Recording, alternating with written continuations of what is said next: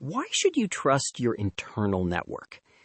Imagine your company data lives inside a large building with a single guard at the front door.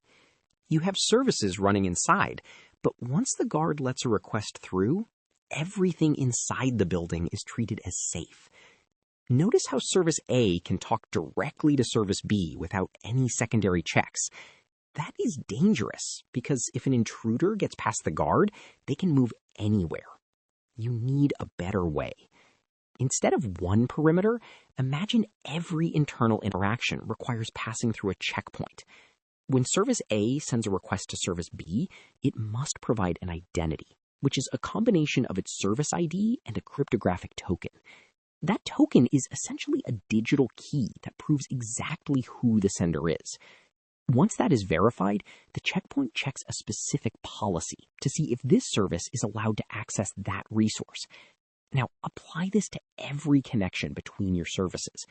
By placing a checkpoint on every single line of communication, you follow the principle of never trust, always verify.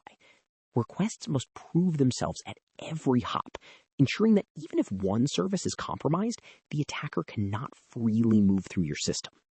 Verify every request. How do you know who is on the other end of your digital connection?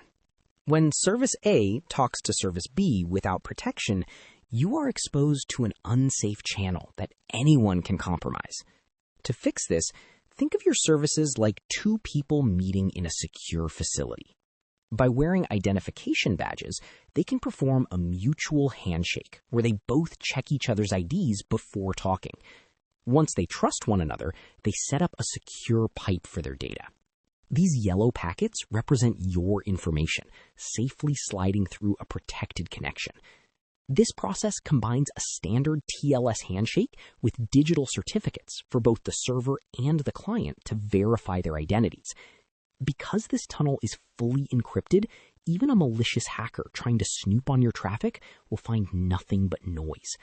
This is the power of mutual TLS, or mTLS, which creates trust in both directions to keep your communication private and secure. Who gets access to what?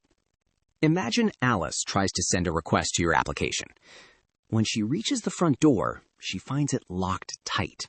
Because your app doesn't recognize her permissions, she's denied access. To fix this, you can introduce a policy engine. This component acts as a central rulebook for your system. It calculates a final decision by combining the user input, your security policies, and any relevant data. When your application receives a request, it simply passes the details to this engine. The engine checks the rules and sends back an authorization result. If everything looks good, it returns an allow signal, and you can safely open the door. Centralize your security logic.